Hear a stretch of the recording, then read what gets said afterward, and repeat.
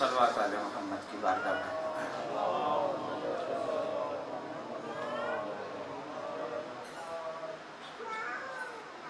ماشاء اللہ لا حول ولا قوة الا باللہ العلی العظیم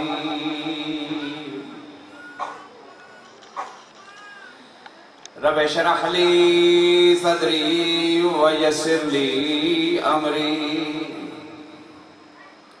واحلل عقدۃ من لسانی یفقهوا قولی اعوذ باللہ من الشیطان اللعین الرجیم بسم اللہ الرحمن الرحیم الحمد للہ رب العالمین والصلاة والسلام والتحیۃ والاکرام علی اشرف الانبیاء والمرسلین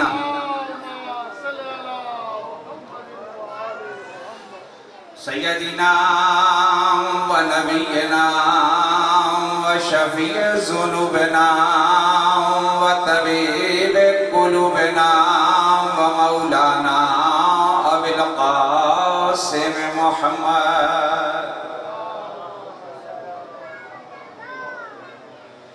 والصلاة والسلام علی آلہ الطیبین الطاہرین المعصومین المنتجبین ولعنت اللہ علی اعدائهم اجمعین اما بعد فقد قال اللہ تبارک و تعالی فی کتابہ المجید وفرقان الحمید وقول الحق بسم اللہ الرحمن الرحیم لقد خلقنا الانسان فی احسن تقویم صلوات علیہ وسلم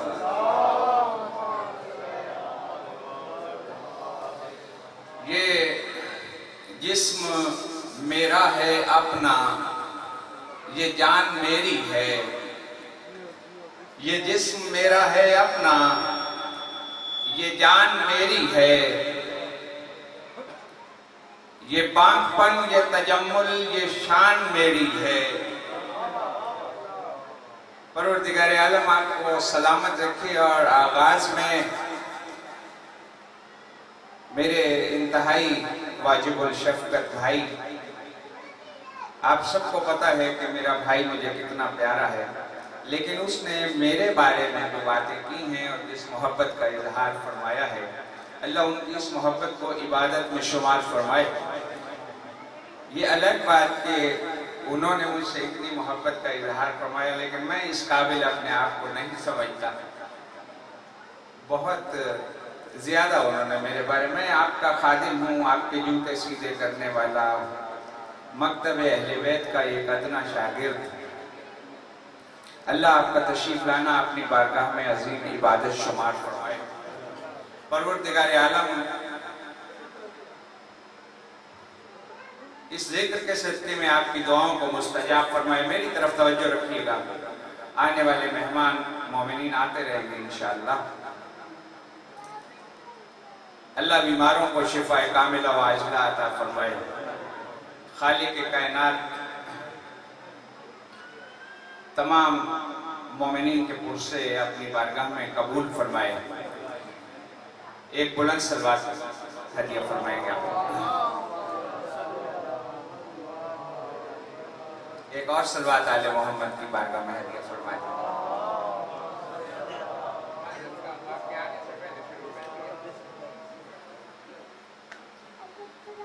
میں آپ کی توجہ کو بہتر کرنے کے لیے عرض کر رہا تھا یہ جسم میرا ہے اپنا یہ جان میری ہے یہ میرا اپنا گھر ہے آپ کو پتا ہے اور میں کوئی زیادہ طویل مجلس پڑھنے کا ارادہ لے کے نہیں آیا میں 2-4 منٹ جو آپ کے سامنے موجود ہوں تھوڑی سی توجہ فرمائیے گا آج کل یہ سمجھا جاتا ہے کہ کسی بڑے امام بارگاہ میں بہت بڑا زیادہ فیس لینے والا ذاکر مولوی پڑھ رہا ہو تو وہ مجلس کامیاب ہے، جس مجلس میں نعرے زیادہ لگے وہ مجلس کامیاب ہے، جس مجلس میں واہ واہ زیادہ ہوتی ہے وہ مجلس کامیاب ہے۔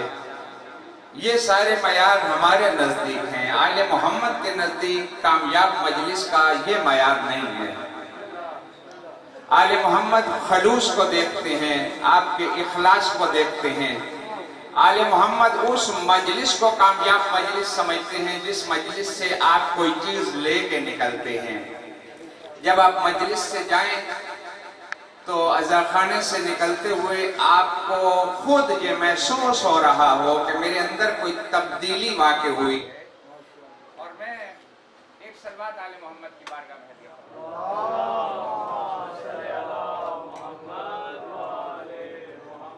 یہ سلسلہ جاری رہے گا جتنی دیر میں آپ کے پاس ہوں انشاءاللہ، اس کا مسئلہ نہیں ہے، میں عادی ہوں اس بات کا۔ ایک اور صلوات پڑھ دیں آپ۔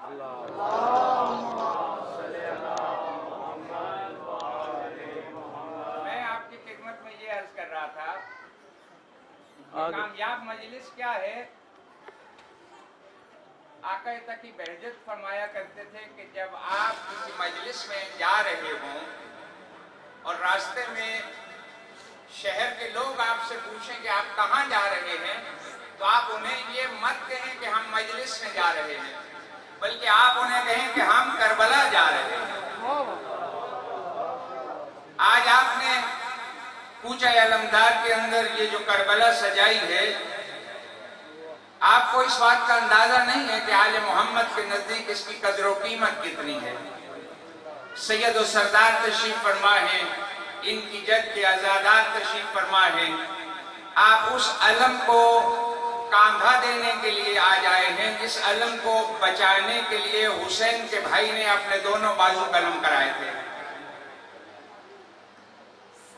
اپنے آپ کو، اپنے مقام کو سمجھنے کی ضرورت ہے، جب سمجھ میں آ جائے پھر اس کی حفاظت کرنے کی ضرورت ہے کہ علی کے نوکر کا مقام کیا ہے، حسین کے ماتمی کا درجہ کیا ہے۔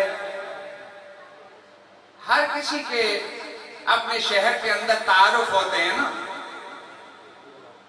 کوئی کسی کو جانتا ہے یہ شاہ صاحب ہیں، یہ خان صاحب ہیں، یہ ملک صاحب ہیں، یہ چودھری صاحب ہیں۔ ہمارے اللہ کی اس کائنات کے اندر صرف دو تعارف ہیں۔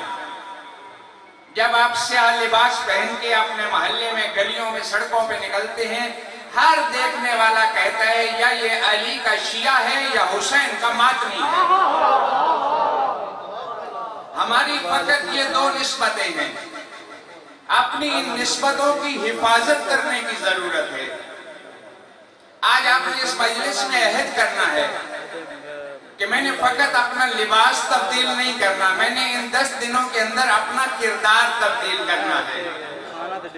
وہ کیسا نوکر ہے جس کے کسی عمل سے اس کے مالک کو شرمندگی ہو؟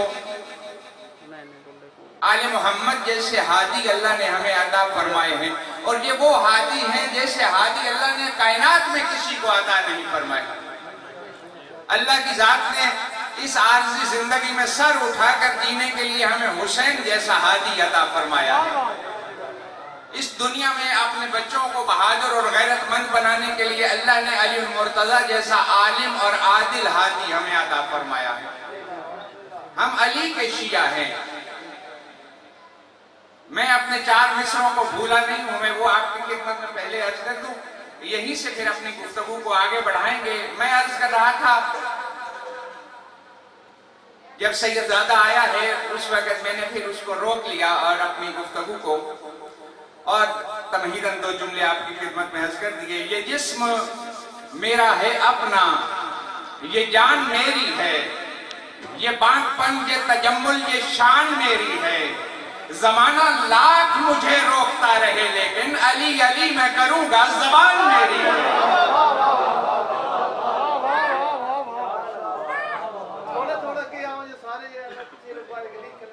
اتنے مولا کا منظور نظر ماتمی سارے باہر کھڑے ہیں، تھوڑے تھوڑے آگے آ جائیے۔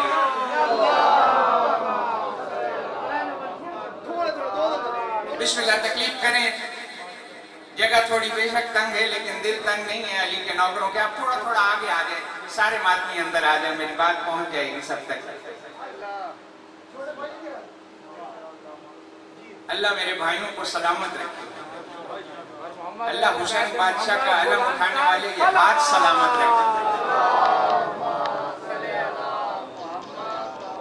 یہ آپ کا کردار ہے. یہ 1400 سال بعد آج کوئی آ کے دیکھیں نا, یہ جو ہم کہتے ہیں حسین کے ساتھ 72 سپاہی تھے.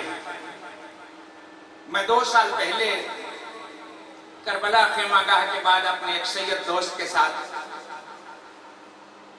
حاضر تھا, مولا کی بارگاہ میں بیٹھا تھا, اور وہاں سے جو لشکر گزر رہے تھے ان کی تعداد, میں ممبر پہ بیٹھ کے پوری ذمہ داری سے عرض کرتا ہوں کہ ان کی تعداد ہزاروں میں نہیں تھی, لاکھوں میں تھی. اور ہم دونوں صرف جلوس دیکھ کے گریہ کر رہے تھے کہ وہ حسین جو اپنے ساتھ کربلا میں صرف 72 سپاہی لائے تھے, آج وہ یزیدی قوتیں کربلا آ کے ذرا حسین کے لشکر کی تعداد دیکھیں. یہ آپ لوگوں کی محنت کا نتیجہ ہے. میں رات کی مجلس میں عرض کر رہا تھا کہ کربلا کے 2 رخ ہیں. ایک ظاہری کربلا تھی جو 1400 سال پہلے ختم ہو گئی, ایک باطنی کربلا ہے. ایک کربلا کا باطن ہے جو آج تک جاری ہے, قیامت تک جاری رہے گا. اس باطن کو آپ لوگوں نے زندہ رکھا ہوا ہے. آج بھی کربلا لیلۃ القدر کی طرح, شب قدر کی طرح جب آپ مناتے ہیں, شب قدر بھی تو ایک بار تھی نا, ایک بار قرآن نازل ہوا اور پھر وہ شب قدر ختم ہو گئی. پھر ہر سال رمضان المبارک میں اللہ کی ذات یہ کیوں متوجہ کرتی ہے کہ رمضان المبارک کے آخری عشرے میں شب قدر کو تلاش کرنے کی کوشش کرو. آج یہ جو لوگ کہتے ہیں نا 61 ہجری میں کربلا ہوئی, ہم بھی حسین کو مانتے ہیں, جنگ ختم ہو گئی, پھر آپ نے ہر سال یہ کیوں بنایا ہوا ہے, جلوس نکالتے ہیں, کالے لباس پہنتے ہیں, یزیدیت کے چہرے سے نقابیں نوچتے ہیں, یزید کو کیوں آپ بدنام کرتے ہیں؟ 61 ہجری میں جنگ ہوئی, ختم ہو گئی, جنگ ابھی جاری ہے. آپ تو پاگل ہیں. جیسے شب قدر منانے کا اللہ حکم دیتا ہے, قرآن تو اس شب قدر میں نازل ہو چکا تھا. آج بھی اللہ کی ذات جب آسمان سے دیکھتے ہیں فرشتے, اللہ کی ذات حکم دیتی ہے ان ماتمی دستوں سے ہر نکال نکال کے الگ کرتے جاؤ, ان میں سے زہر کین تلاش کر کر کے الگ کرتے جاؤ. آج بھی حسین کا لشکر ترتیب دیا جا رہا ہے.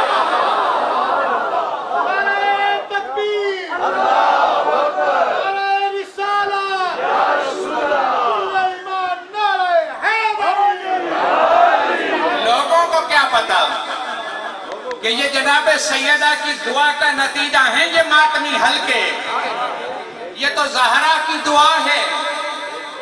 ایک جملہ عرض کر دوں تاکہ ممبر کی ذمہ داری بھی پوری ہو جائے کہ اللہ کی طرف سے ہمیں 2 چیزیں عطا ہوتی ہیں. پروردگار کی طرف سے ہمیں 2 چیزیں عطا ہوتی ہیں, ایک نعمت عطا ہوتی ہے اور ایک رحمت عطا ہوتی ہے. جب اللہ کی ذات رحمت عطا کرتی ہے تو رحمت جب عطا کرتا ہے پروردگار سب کو عطا کرتا ہے. جب بارش ہوتی ہے رحمت کی, غریب کی چھت پہ بھی ہوتی ہے, امیر کی چھت پہ بھی ہوتی ہے, ویران زمین کے اوپر بھی ہوتی ہے, لہلاتے کھیتوں کے اوپر بھی ہوتی ہے, بنجر زمینوں پہ بھی ہوتی ہے, باغات کے اوپر بھی ہوتی ہے. رحمت عطا کرتا ہے, سب کو برابر عطا کرتا ہے. جب رحمت عطا کرتا ہے مفت میں عطا کرتا ہے, ہم سے کوئی مطالبہ نہیں کرتا. سب کو رحمت عطا کرتا ہے, رحمت کے بدلے ہم سے کوئی سوال نہیں کرتا, ہم سے کچھ نہیں مانگتا. لیکن جب نعمت عطا کرتا ہے, نعمت سب کو عطا نہیں کرتا. نعمت کے لیے کچھ خاص لوگوں کو چن لیتا ہے, انہیں نعمت عطا کرتا ہے. اور جب نعمت عطا کرتا ہے, نعمت مفت میں عطا نہیں کرتا, نعمت کے بدلے ہم سے شکر کا مطالبہ کرتا ہے. قرآن میں ارشاد فرماتا ہے لَإِن شَكَرْتُمْ لَأَزِيدَنَّكُمْ, تم میری نعمتوں پہ شکر ادا کرو, میں تمہاری نعمتوں میں اضافہ کرتا چلا جاؤں گا. اور آل محمد کی محبت نعمت ہے, رحمت نہیں ہے. میں ایک طالب علم کی حیثیت سے یہ بات کر کے چلا جاؤں, آپ کہیں کہ کس طرح کہہ دیا, सिकंदर साहब के भाई ने कि आले मोहम्मद की मोहब्बत नेमत है, आले मोहम्मद की मोहब्बत तो बहुत बड़ी रहमत है, तो मैं कोई भी बात अपने आप से नहीं करता, अपनी तरफ से नहीं करता। आसमान विलायत का छठा ताजदार इरशाद फरमा रहा है, हजरत इमाम जाफर सादिक अलैहिस्सलातु वस्सलाम, इमाम इरशाद फरमा रहे हैं कि जब तुम अपने दिल के अंदर हमारी मोहब्बत का चिराग रोशन देखो तो अल्लाह का शुक्र अदा किया करो। शुक्र का मुतालिबा है नेमत के ऊपर। अगर आले मोहम्मद की मोहब्बत नेमत न होती तो इमाम कभी इरशाद न फरमाते कि अल्लाह का शुक्र अदा किया करो। रहमत पे शुक्र नहीं है, नेमत पे शुक्र है। हमें इस बात का अंदाजा होना चाहिए। और ये जो मातमी हल्के हैं, ये जो मजलिस में आकर बैठने की तौफीक है, ये जो रातों रात जागते हैं और लोग कहते हैं इस गर्मी के मौसम में, और मैं तो जब से 2 दिन हो गए मुझे यहाँ हाजिर हुए तो मैं यही देख रहा हूँ अपने भाइयों को कि उन्हें किसी लम्हा भी आराम का टाइम उनके पास नहीं है। वो जहाँ मातमी हल्का होता है वहाँ पे अपने आप अपनी हाजिरी को यकीनी बनाने की कोशिश करते हैं। तो ये क्या कुछ पागलपन है कि हम इस गर्मी के मौसम में सड़कों के ऊपर, गलियों के ऊपर अपने मासूम बच्चे जिनको तैयार करके माए और माथे पे लब्बैक या हुसैन की पट्टी बांध के गर्मी में निकाल देती हैं, क्या उन्हें हुसैन के साथ, उन्हें बतूल के बेटे के साथ कोई मोहब्बत नहीं है? ये मैं कहता हूँ मातमी हल्कों में अपनी औलादों को, अपने बच्चों को, अपने नौजवानों को हमारी माएँ और बहनें नहीं भेजती, बल्कि करबला पे कुर्बान करने के लिए भेजती हैं कि अगर तुम जिंदा वापस आ गए तो हमारा नसीब, और अगर तुम कुर्बान हो गए तो हमारा मुकद्दर। हम तो आमादा करके भेजते हैं। अगर हजरत इस्माइल उस छुरी के नीचे बच गए थे तो ये मशीयत इलाही थी। अब अबू तालिब ने तो अपना बेटा पैगंबर के बिस्तर पे कत्ल होने के लिए सुला दिया था। तलवारों के साए तले अली सोए थे। अगर अली बच गए तो अली का मुकद्दर, ये मशीयत इलाही थी। आज तुम इब्राहिम के बेटे के बच जाने पे तो ईद मनाते हो। आप पहले मुझे ये बताएं कि आप इब्राहिम का कलमा पढ़ते हैं कि आप मोहम्मद का कलमा पढ़ते हैं? इब्राहिम के बेटे के बच जाने पे तुम ईद मनाते हो। जिस नबी का कलमा पढ़ते हो उस मोहम्मद का बेटा कत्ल हुआ करबला में, तुम्हें गम में शामिल होना चाहिए। ये हर हुर के लिए दरवाजा खुला हुआ है। मैं जब से हाजिर हूँ मैं अपनी हर मजलिस में ये पैगाम दे रहा हूँ और आज फिर ये पैगाम दोहराता हूँ कि हमारा किरदार मजालिस के अंदर कतई तौर पे ऐसा नहीं होना चाहिए कि हमारे किसी जुमले से, हमारी किसी बात से, हमारे किसी अमल से किसी और का रास्ता रुक जाए। हम आजादारी के नौकर हैं और हमारा काम है हुसैन के मेहमानों की इज्जत करना। ये वो मकतब है जहां हर कोई आ सकता है। इस नेमत पे अल्लाह का शुक्र अदा करने की जरूरत है। अल्लाह ने हमें शिया बनाया है और हम हैं शिया अली। अल्लाह ने हमें वो गोदे, पाकीज़ा गोदे अता की हैं जिनमें हम परवान चढ़ के इतने बड़े हुए हैं, और उन माओं को सलाम है जिन्होंने हमारे दिलों के अंदर विलायत अली का बीज बोया है। ये माओं के दूध की पाकीज़गी की अलामत है कि आज हमारे बच्चे सफ़े अज़ा पर मौजूद हैं। शिया होना बहुत बड़ी बात है। फकत हम कहें इस बात पे खुश हों कि हम अली के नौकर हैं, हम अली के गुलाम हैं। छठे इमाम से खुतबे के दौरान एक मोमिन खड़ा होकर कहते हैं, ऐ मेरे सैयद और सरदार, जरा आप मुझे ये बताएं कि आपके अली और मुर्तजा के साथ क्या निस्बत है? आसमान विलायत का छठा ताजदार इरशाद फरमा रहा है, मेरी अपने जद अली के साथ 2 निस्बतें हैं। मेरी पहली निस्बत ये है कि मैं अली का बेटा हूं, और मेरी दूसरी निस्बत ये है कि मैं अली का शिया हूं। जब यहाँ पहुंचे अगला जुमला कमाल का है। इमाम फरमाते हैं, लेकिन मुझे अपनी पहली निस्बत पे इतना फख्र नहीं है जितना अपनी दूसरी निस्बत पे है कि मैं अली का शिया हूँ। और अगर इस कायनात के अंदर अली के शियों की एक फहरिस्त बनाई जाए जिसमें हमारा नाम भी आ जाएगा, हम सबके नाम आएंगे इंशाल्लाह। लेकिन आज मैं उस फहरिस्त में जो सबसे ऊपर नाम है वो नाम फकत आपको बता के जाता हूँ। आज रात को فارغ ہو کے ماتم سے فارغ ہو کے پرسہ جناب سیدہ کو پیش کر کے مجالس سے نکل کے جب آپ تھک ہار کے اپنے بستر پر جا کر لیٹے تو پھر آپ نے یہ کہنا ہے اور سوچنا ہے کہ آج ایک طالب علم آیا تھا کوچہ علمدار میں ایک بات کر گیا تھا کہ ایک شیعوں کی فہرست ہے، اس نے اس فہرست کا سب سے پہلا نام بتایا تھا، اگر پہلا علی کا شیعہ ایسا ہوتا ہے تو پھر اس فہرست میں ہمارا نام کتنے نمبر پہ ہوگا؟ اور علی کے اس پہلے شیعہ کا نام جو علی کے شیعوں کی فہرست بنی ہوئی ہے اس میں سب سے اوپر جو نام لکھا ہوا ہے وہ فاطمہ الزہرا کا نام ہے کہ یہ علی کی سب سے پہلی شیعہ ہے۔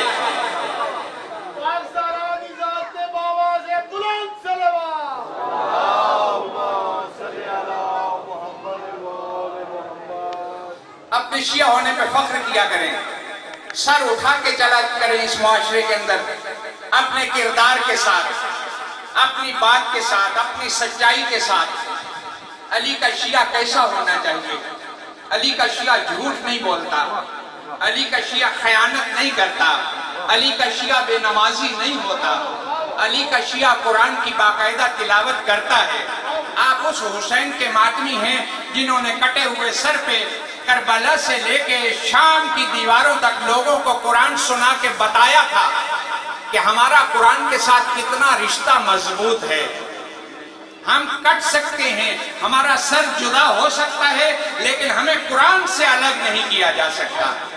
اب وہ شیعہ ہیں، ہمیں وہ شیعہ بننے کی ضرورت ہے جس شیعہ کو دیکھ کے علی المرتضیٰ فرمایا کرتے تھے کہ جب میں آپ کو دیکھتا ہوں اپنے دل کے اندر ٹھنڈک محسوس کرتا ہوں۔ وہ علی کا شیعہ ہے، وہ علی کا ماتمی ہے۔ آپ کو اللہ نے علی جیسا ہادی امام عطا فرمایا ہے۔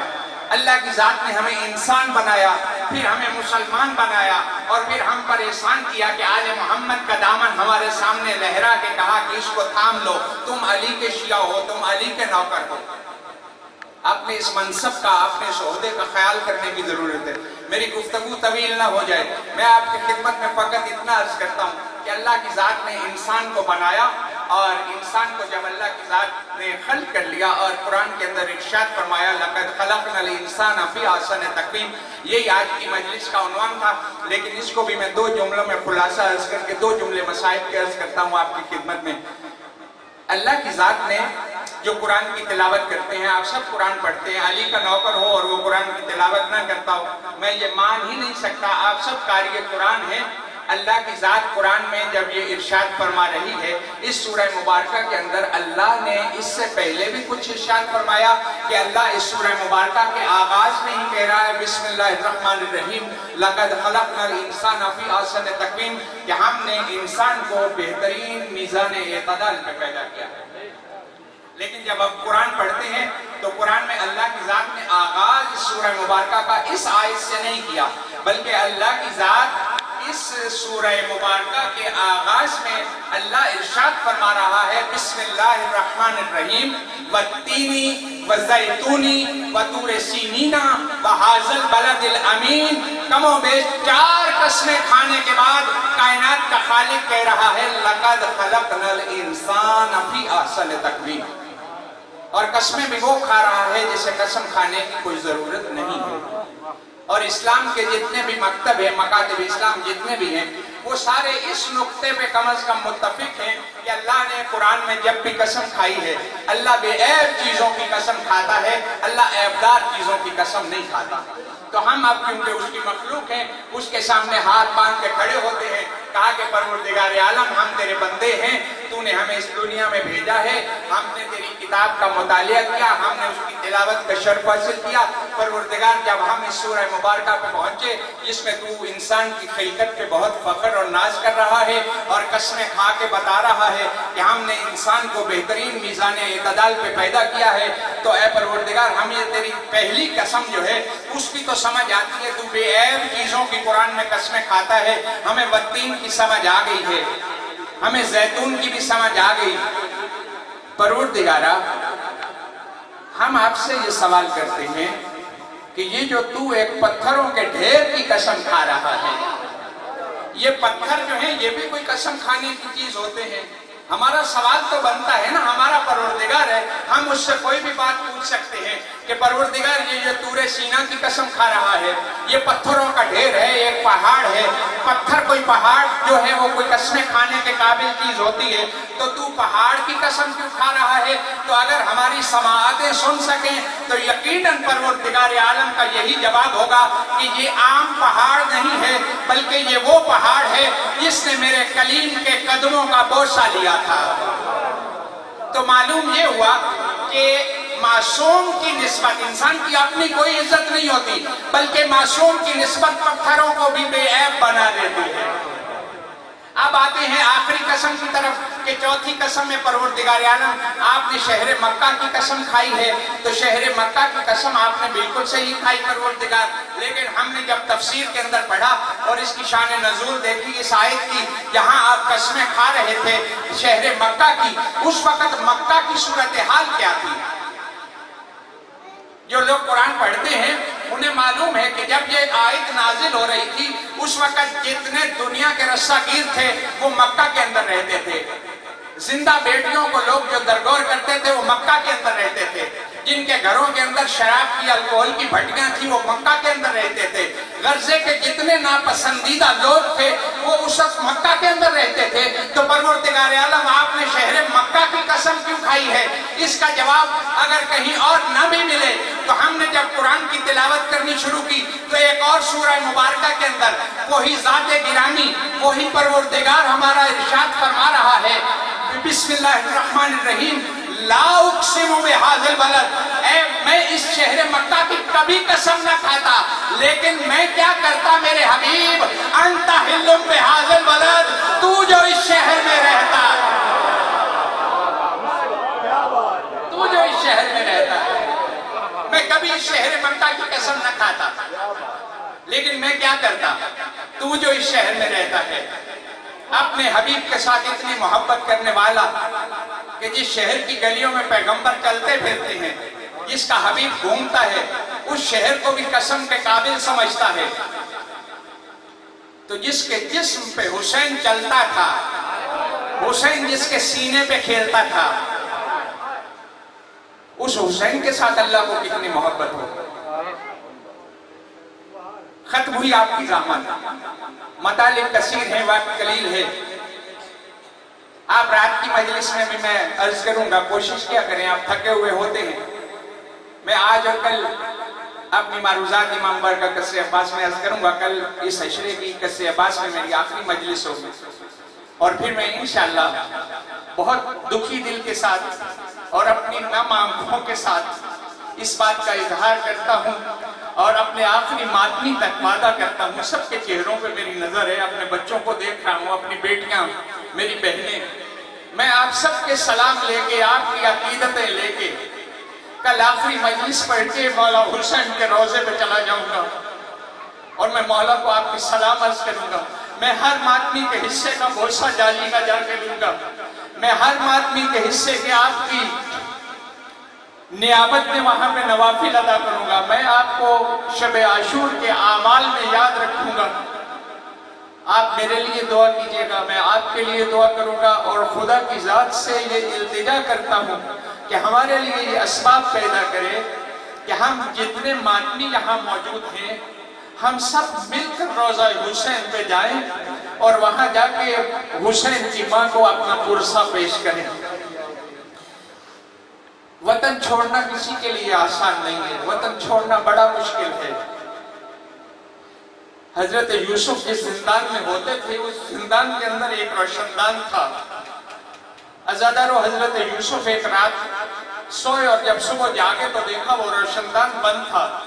कैदियों से पूछते हैं ये रोशनदान किसने बंद किया है? एक कैदी कहता है मैंने बंद किया था, रात को सर्द हवा चलती है, सर्दी का मौसम है, हमें सर्दी लगती है। रो पड़े। हजरत यूसुफ कहते हैं तुम्हें नहीं पता, मेरी गुजारिश है तुम इस रोशनदान को खोल दो, इस तरफ मेरा वतन है, मुझे वतन की हवा आती है। 28 रजब को वतन छोड़ा, सफर तय करते हुए 2 मुहर्रम को करबला पहुंचे। नहर पे खेमे नशब हुए, जालिमों ने उठवा दिए, दिन गुजरते रह गए, शब आशूर आ गई। شب عاشور کے بعد عاشور کا سورج طلوع ہوا، اور جس امام کا، جس اپنے آقا و مولا کا، حسین کے سپہ سالار کا علم آپ اٹھانے آئے ہیں نا، جناب عباس نے یہ علم اور یہ ذمہ داری اپنی بہنوں کے پردے کی کربلا میں آ کے نہیں لی تھی، بلکہ تاریخ کے اندر ہے کہ جب عباس بالکل چھوٹے تھے اور علی کی بیٹیاں اپنے نانا کے روضے پہ مدینے جایا کرتی تھی، حضرت عباس اپنی چھوٹی سی تلوار لے کے اپنی بہنوں کے آگے آگے چلتے تھے، چھوٹے سے ہوتے تھے، اور بلند آواز میں کہتے تھے مدینے والوں اپنے دروازے اور کھڑکیاں بند کر لو، علی کی بیٹیاں جا رہی ہیں علی کے روضے پہ، محمد کے روضے پہ۔ یہ وہ حضرت عباس پھر کربلا آ گئے، پھر جب بھی شہادت کے لیے میدان جانے کی اجازت مانگتے تھے، ٹیلے پہ بیٹھے مولا حسین اپنا سر جھکا لیتے اور کہتے عباس میری بہنیں تیرے آسرے پہ مدینہ چھوڑ کے آئی ہیں، عباس تو میری فوج کا سپہ سالار ہے، میں تجھے کیسے اجازت دے دوں؟ مولا قدموں پہ ہاتھ رکھ کے کہتے تھے اے میرے آقا و مولا، جس فوج کا مجھے سپہ سالار کہتے ہو ذرا مجھے وہ فوج تو دکھاؤ، وہ ساری فوج تو جا چکی ہے۔ بس جب اجازت نہیں ملتی تھی، جناب سکینہ نے سفارش کی اپنے بھائی علی اصغر کے پانی کے لیے۔ علی کی 4 سال کی، حسین کی 4 سال کی بیٹی نے اپنے چچا کے کاندھے پہ مشکیزہ لٹکایا، اپنے بابا کی خدمت میں لے کے حاضر ہوئی۔ چچا عباس کی گواہ کا دامن سکینہ نے پکڑا ہوا، جب حسین نے آتے ہوئے دیکھا نا، اپنی جگہ پہ کھڑے ہو گئے، بیٹی کو اٹھا کے سینے سے لگا لیا، کہا تجھے کچھ بھی کہنے کی ضرورت نہیں ہے، میں حسین ہوں، میں جانتا ہوں چچا کو کیوں ساتھ لے کے آئی ہے، لیکن آج ذرا میرے ساتھ سکینہ کو اپنے سینے سے لگایا ہوا۔ حسین نے عباس کو مشکیزے سمیت اپنی انگلی سے لگایا ہوا۔ حسین چلتے چلتے وہاں آئے جہاں علی اصغر جھولے میں سوئے ہوئے تھے، اور اپنی بیٹی سے پوچھتے ہیں تجھے بھائی بہت پیارا ہے نا؟ ہاں بابا مجھے علی اصغر بہت پیارا ہے۔ سکینہ جتنا علی اصغر تجھے پیارا ہے نا، مجھے عباس اتنا پیارا ہے۔ سکینہ تیرے بھائی کی عمر کتنی ہے؟ بابا 6 مہینے کا میرا علی اصغر۔ کہا ذرا میرے بھائی کو سر سے پیروں تک دیکھ، میرا بھائی 32 سال کا کڑیل جوان ہے۔ سکینہ ذرا سوچ سمجھ کے میدان میں بھیجنا، ایسا نہ ہو تیرا بھی مر جائے میرا بھی واپس لائے۔ بس صدر و ختم ہو گئی آپ کی زحمت۔ میں نے مولا عباس کی جنگ آپ کے سامنے نہیں پڑھنی، بس 2 جملے اور پھر آپ مولا کا علم اٹھائیں گے، پھر آپ جناب زہرا کو پرسہ دیں گے۔ مولا عباس میدان روانہ ہوئے، جناب حسین نے ٹیلے پہ کھڑے ہو کے اپنے بھائی کو دیکھنا شروع کیا۔ بس مولا عباس نے دریا پہ اپنے مشکیزے کو تر کیا۔ مولا کا مشکیزہ، اللہ آپ سب کو اس دریا کی زیارت کروائے کہ مولا کا گھوڑا اس دریا کے اندر اتنی گہرائی میں چلا گیا تھا کہ مقتل کی کتابوں میں لکھا ہوا ہے عباس کے گھوڑے کا شکم پانی کے ساتھ لگ رہا تھا۔ مولا نے اپنا مشکیزہ پر کیا اور مولا نے اپنے گھوڑے سے کہا ہم ایسے ہی ذوالجلال کا احترام نہیں کرتے، شیعہ ایک دلیل کا مکتب ہے، اپنے گھوڑے کو کہتے ہیں کہ تو دریا پہ آیا ہے، پیاسا ہے، اپنے آپ کو سیراب کر لے۔ گھوڑا اپنی زبان میں گردن موڑ کے کہتا ہے حسین کا گھوڑا پیاسا ہے، میں پانی کیسے پی لوں؟ مولا عباس کے گھوڑے نے پانی نہیں پیا۔ جناب عباس نے مشکیزہ تر کیا، اپنا علم دریا کے کنارے پہ لگایا ہوا تھا۔ سید انیس نے یہاں پہ جملہ لکھا تھا کہ عباس ایسے لگتا تھا کہ عباس یہ کہہ رہے تھے چلو میں لیا پانی اور کہنے لگے عباس دریا پہ بھی قبضہ ہے، طبیعت پہ بھی قابو۔ عباس نے پانی نہیں پیا، مشکیزہ کاندھے پہ لٹکا کے ام البنین کا لال خیموں کی طرف اپنے گھوڑے کو لے کے مڑا اور گھوڑے کو ایڑ لگا کے کربلا کے میدان میں جناب عباس دوڑتے آ رہے ہیں۔ دوڑتے آ رہے ہیں، دشمن تعاقب میں ہے۔ جب یک بار کی حملے کا حکم ملا، میں نے ساری جنگ مولا عباس کی چھوڑ دی۔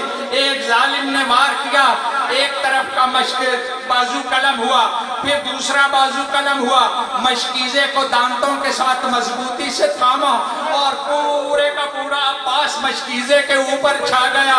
ظالم کہتے ہیں ہمیں مشکیزہ نظر نہیں آ رہا تھا۔ ایک ظالم نے گھوڑا دوڑایا، کہتا ہے میں عباس کے گھوڑے کے بہت قریب آیا، مجھے عباس کے سینے کے نیچے مشکیزے کا ایک کونا دکھائی دیا، میں نے اپنا تیر آزاد کیا جو مشکیزے کو چھینتا ہوا عباس کی پسلیوں میں پیوست ہو گیا۔ عباس کا زین پہ سنبھلنا مشکل ہو گیا، بس جناب عباس سے زین چھوٹی۔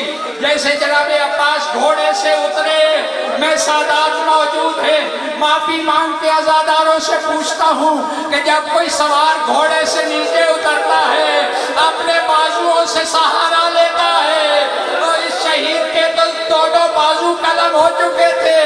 عباس اس طرح اترے کہ سب سے پہلے کربلا کی ریت میں جناب عباس کے رخسار کا بوسہ لیا۔ جیسے عباس گھوڑے سے اتر گئے، عمر ابن سعد نے اعلان کیا جس جس نے علی سے بدلہ لینا ہے، علی کا بیٹا گھوڑے سے اتر گیا۔ بس پھر تلواروں کی بارش، نیزوں کی بارش، تیروں کی بارش۔ جیسے حسین نے دیکھا کہ عباس اتر گئے، بھائی کے لاشے پہ آئے، جیسے ہی بھائی کے لاشے پہ حسین پہنچے، حسین کہتے ہیں عباس ذرا آنکھیں کھول اور اپنے بھائی سے باتیں کر۔ دونوں بھائیوں کی باتیں ہونے لگی۔ جناب عباس کہتے ہیں مولا حسین میرا لاشا اب خیمے نہ لے جائیے گا، میں سکینہ سے وعدہ کر کے آیا تھا اگر پانی ہوا تو خیمے آؤں گا ورنہ خیمے نہ آؤں گا، میرا لاشا خیمے نہ لے جائیے گا۔ جناب حسین نے اپنے بھائی کو وہیں لٹایا اور لاشا اٹھانے کی جب کوشش کی، مولا حسین کہتے ہیں میں جہاں سے عباس کو ہاتھ لگاتا تھا عباس پھیل جاتا تھا، عباس کا لاشا اٹھانے کے قابل نہیں تھا۔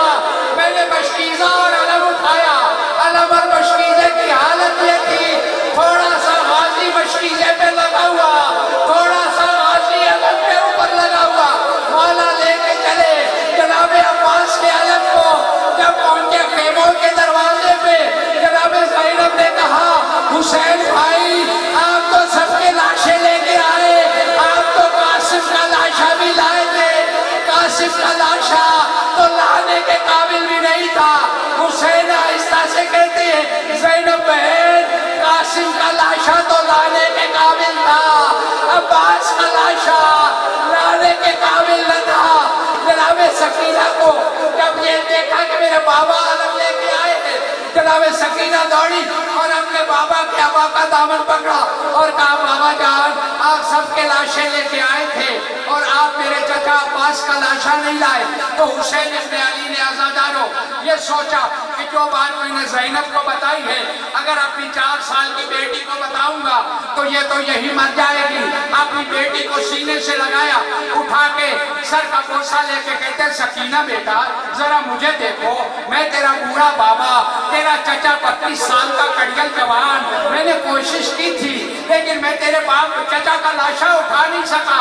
جیسے ہی سکینہ نے سنا عزاداروں اپنے بابا کی گود سے نکل گئی، اپنے سر سے چادر پھینکی اور اپنی کمر کے ساتھ کس کے یہ 4 سال کی معصومہ